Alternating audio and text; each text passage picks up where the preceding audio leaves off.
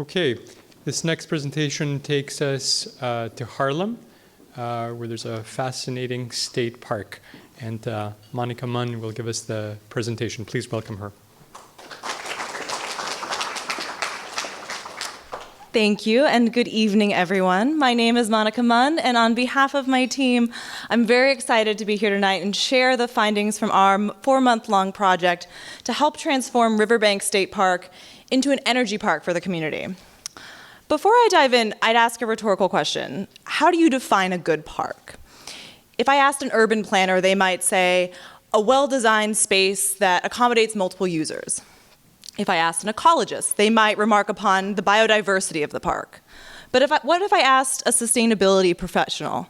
What would their answer be? They might first think about how a park's green infrastructure can reinforce resiliency in a community, or how trees can reduce air pollution and help sequester carbon.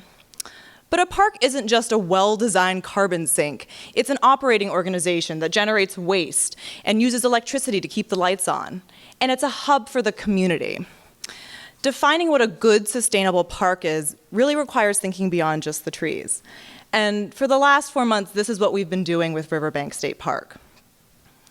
So tonight, we're going to quickly walk you through who the park is, what are some of the assets that they have at the site, share a bit of the findings of our work, highlight some of the recommendations we've shared with Riverbank, and then how they might go about implementing these. So to introduce Riverbank, they are a 28-acre park located on the Hudson River in Upper Manhattan. And they're unique for a range of reasons. First, as you can see from the images here, they have a dizzying array of public assets, both indoor and outdoor, that community members and those visiting the park can take advantage of. Second, they're one of 3 parks run by the New York State Office of Parks, Recreation, and Historic Preservation in New York City. Third, their siting. They're actually located on top of a wastewater treatment plant, which makes them the largest green roof in New York City. And fourth, and perhaps most importantly, they're visited by 2 million individuals per year. And while that may be a fraction of the 35 million that visit Central Park, for this community, it's quite important. And considering the majority of the visitors are drawn from the local neighborhood, this makes the park an incredible asset to those who live around it. At the onset of our project, Riverbank outlined 2 core goals to us that they hope to achieve in the near future. First, undertake efforts to increase energy conservation in their park's facilities.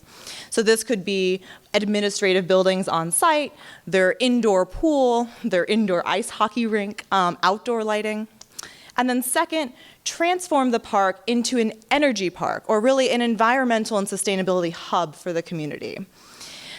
So our team took upon ourselves to conduct additional analysis of what was happening on site at the park, engage with visitors to the park, as well as conduct research on best practices that other parks are implementing. With regards to the first goal, efforts are already being taken at Riverbank to improve energy conservation. With funding from NYSERDA, the park was able to undertake an energy audit relatively recently, through which they identified 35 measures that would help them reduce their energy usage on site. These 35 measures, if all implemented, would reduce electricity usage by around 2.8 million kilowatt hours, which is approximately 70% of Riverbank's annual energy usage. As we analyze these efforts and prioritize them based on potential investment opportunities and return in terms of energy savings, we identified 7, and those are well aligned with measures that Riverbank has begun to take action on, which is fantastic. While there are other efforts that the park may consider in the future, given budgetary and staff constraints, they're really focused on rolling out these 7 measures at this point in time, which are things like upgrading their lighting to LEDs and replacing some large energy-intensive heating equipment as it reaches end of life. Now, with regards to their second goal around becoming an energy park for the community, little has been done to date in terms of activating this goal. And as we think about some of the 2 million visitors that come through the gates, there's an amazing opportunity to educate and influence and empower those individuals around sustainability. And not only is the team at Riverbank excited about this, but so is the community. Our team took a small community survey of visitors to the park and found that 91% were deeply excited about the opportunity to engage in programming around renewable energy, composting, and other sustainability issues on site. There are a few existing partnerships and assets at the park that they can leverage as they think about building out additional programming. For example, this fall, the park launched a partnership with the Horticultural Society of New York to operate the first public greenhouse in New York City. As we take a step back and look at what other public and private parks are doing across both New York and the country, we're inspired by some ideas. For example, how can parks take advantage of the skills and expertise that are within their communities to develop new programming?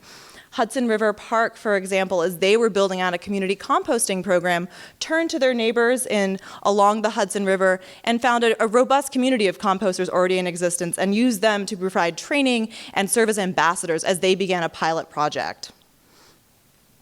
So based off of our research and analysis, our team aligned on several new pilot initiatives that we are recommending Riverbank undertake. And these initiatives are crafted with the goal of both creating visible ways to help the park improve other areas of sustainability outside of energy conservation, but also creating a platform to engage community members on these issues, to educate them, to train them, and empower them. I'm going to speak about two of the initiatives that we've recommended. So first, developing a community composting program. Riverbank already separates organic materials in several of its administrative and programming facilities. However, those materials are still sent to landfill. And obviously, as a park, they generate significant horticultural and plant waste. And so there's an opportunity leveraging potential funding from City Council or other local agencies to put in place small-scale community composting equipment, which would have several impacts. One, diverting some of Riverbank's waste from landfill. Two, improving the soil quality through the amendments that are created and potentially decreasing some of their procurement costs that is currently spent on fertilizer. But then from a community engagement standpoint, creating a mechanism to train and have workshops with all ages throughout the community around composting and waste. The second initiative that we're proposing is really drawn from both the team their passion around renewable energy, but also a program that we explored called the Solar Decathlon competition, where the Riverbank can leverage an existing facility, most likely their greenhouse, to demonstrate renewable energy technology such as small-scale solar PV, small wind turbines. This is a great chance for them to pilot some technologies that they would love to implement at scale across their campus in the future. But then also to help from a community side translate what can often feel like a very technical or wonky solution into something that's very tenable and understandable and enable the community to think about when they go back to their lives, what does buying an energy efficient appliance mean to me? Why should I vote on this measure the next time I'm at the ballot around issues related to renewable energy? So there's a great opportunity to educate the public through this site. Now, understanding that Riverbank is, as a state agency, or being run by a state agency, is constrained when it comes to funding and staff, we really prioritized initiatives that have the opportunity to take advantage of, be it state or local funding programs, as well as existing locally funded initiatives such as the community composting program that the Citizens Committee for New York City runs. Thinking about where there is technical expertise already in New York City to help design and implement these types of programs. And then lastly, where are there organizations that can help tap into volunteers, be it in the local community or in other institutions, to help staff and these pilot programs? Going forward, we imagine the next 2 years for Riverbank to be really focused on deploying 3 to 4 of these pilot initiatives, really assessing their impact, both from an operational perspective, so thinking about metrics, say, for example, pounds of waste diverted, but also from a community engagement standpoint, thinking about number of participants and volunteers, number of workshops attended, and then based on the results of these pilots, thinking about what do they want to institutionalize into policy. There are statewide goals for sustainability at parks, but how does that get translated to Riverbank? So based off of these these pilots, they can have an informed decision around that. And then lastly, building the evidence base and the buy-in for investment in longer-term, larger-scale investments needed to scale up some of these pilot programs in the next 5 to 10 and many future years. I think if Riverbank goes along this journey, we're very excited and confident that not only can they transform their park, but they can really serve as the model for other parks in New York City around what sustainable and good looks like. So thank you, and we'll open it to questions.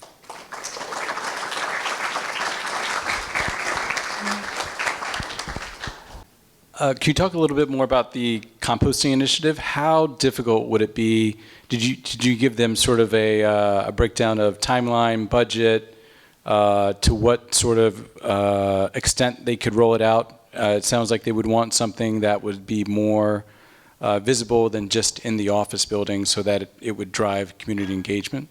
Yeah, it's a great question. So currently, as I mentioned, they are actually separating out food waste in several of their buildings. So that's sort of the natural starting point as we think about feedstock for the program.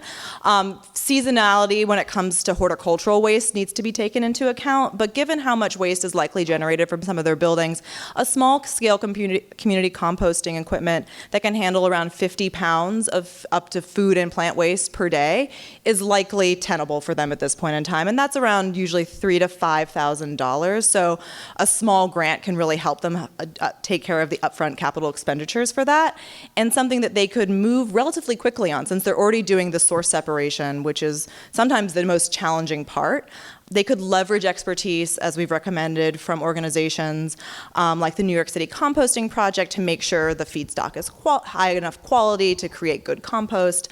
But we would suggest, based off of how running this pilot with several buildings goes for 6 to 9 months, then there could be an opportunity to think about scaling to other buildings that aren't source separating on the park yet, as well as over time potentially expanding to taking in compost from the community. That's what Hudson River Park has done actually, as they did composting on site for just their own waste, but as it proved quite successful, they've now started accepting food waste from the local community.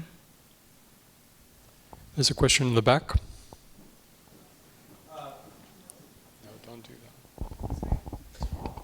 Okay, so more on that composting thing. You said they could reach out. Have they reached out to anyone yet? Because I work for the New York City Composting Project, and I'd love to help. Fabulous. No, they haven't, but we're actually meeting with our client next week to share some of these recommendations in detail and talk about some of the organizations we might recommend connecting them to if they're interested. We'll talk once you're done up there on the podium. Thanks.